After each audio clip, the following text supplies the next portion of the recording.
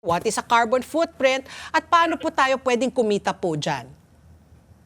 Yan, gawin natin ito sa mga pamamaraan na maintindihan ng ating mga mamamayan. Ano? Correct. Tama po kayo, no? Parang mag-backpack. Ano minsan, ako may anong dalang backpack, nakalimutan ko. Papunta ako ng Manila, galing ako ng Pampanga, sa probinsya namin. Oh. Nasa gitna na ako, nasa Bulacan ako, binalikan ko pa. Kasi nandun ang cellphone ko, nandun yung baon ko, nandun yung wallet ko. So, balikan ko yung backpack ko. Ngayon, tayo, sa usaping carbon footprint, tayo lahat ay may dala-dalang backpack. Pero yung backpack na yan, yun yung tinatawag nating backpack ng mga kasalanan. Ay, aray! Yan. Tayo lahat pala yung may kasalanan. Kaya ang pagbabago ng klima ay tinatawag na anthropogenic.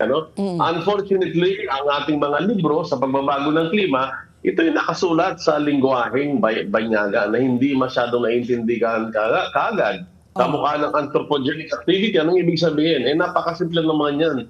Gawang tao ang ibig sabihin. Okay. So yung gawang tao, kasalanan natin, na hindi pala natin alam na kasalanan pala, yung magpausok ng magpausok, yung magsunog ng basura, kasalanan. Yung akala natin, nung ako noon, nung bata pa ako, yung lolo ko sabi niya, kailangan pagkatapos mo magwalis, sigain mo. Siga, correct. Nagpapasiga. Yeah, which mali pala yun.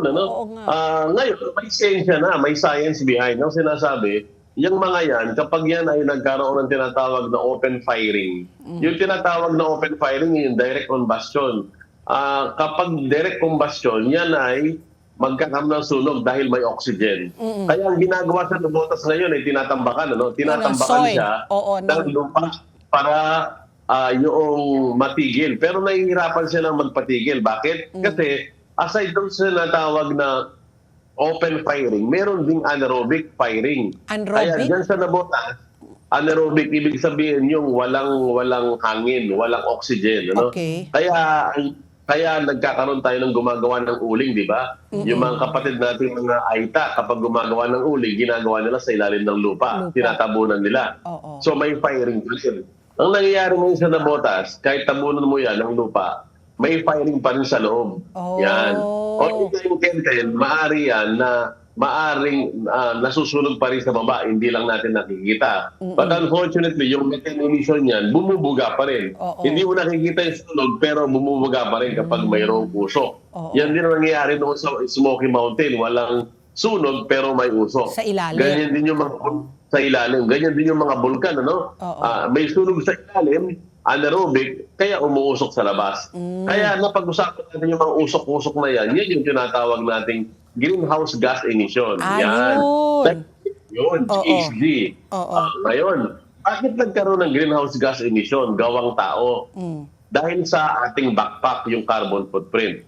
Ngayon, mayroong dyan kung paano natin tayo makatulong. Yung ating mga carbon footprint o yung tinatawag nating backpack o footprint, kapag yan ay ating iniwan, kailangan yan ay huwag nating iwan kahit saan-saan. Yung footprint natin maaring mawala sa pamamagitan ng pagtatanim ng puno. At meron tayong tinatawag ngayon na platform. Di po ba? Meron tayong Facebook, meron tayong iba't ibang social media. Correct. Ngayon, isama na sa ating mga social media yung paggamit ng tinatawag nating ecosaver.earth. Yan. Pwede natin i-google yan.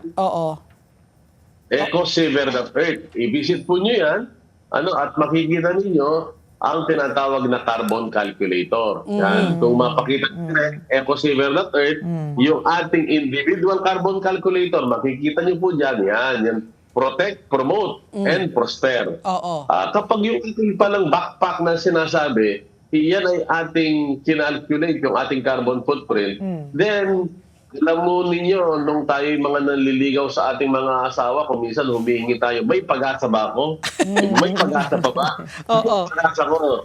At the count on the scale of 10, nasaan ang aking pag-asa? Nandun ba sa 5, 6, 7, 8, o 10? O 0. Ganun din yung ating o 0. Wala kang pag-asa. Sa ating carbon footprint, we need to measure what we treasure. Lagi natin sinasabi yan. Simply because we cannot manage what we cannot measure. Kaya nga, naghihingi lagi, may pag-asa ba ako? Ang sagot dito sa carbon footprint natin, may pag-asa. Pero kailangan alamin natin kung gaano kalaki yung ating pag-asa. Makikita natin yan doing the carbon calculator. So madali lang yan. Yung kwento ating tinatawag na lifestyle, yan. Ilang beses ka maligo sa maghapon, ikaw ba'y naglalakad lang kung pwede kang maglakad, o ikaw ay sumasakit sa sasakyan. Ikaw ba'y mahilig sa mga tinatawag nating binocal o laging imported o kaya lagi kang nag-add to cart na tinatawag. Add to cart ka lagi. O ikaw ay bumibili ng mga tinatawag nating local food, local manufacturing. Ikaw ba'y mahilig sa gulay? O lagi yung kumakain ng baka kaya mataas ang arthritis mo? Kaya kapag ginamit mo ang carbon calculator, katulad ko, ako ay overweight, pero alam po ninyo, noong nakaraang 6 na buwan, ako'y mas malaki. At using the carbon calculator, nawala ang mahigit 10 kilo sa akin. Kasi nakita ko pa. Nakita ko po na ang pagbabago ng klima, it is one way of nature telling us what to do. Ano po bang ibig sabihin nun? Ako ngayon ay may bisikleta. Kung ako'y tutuko sa kabilang kanto, magbibisikleta na lang instead na ako'y magtataksi. Correct.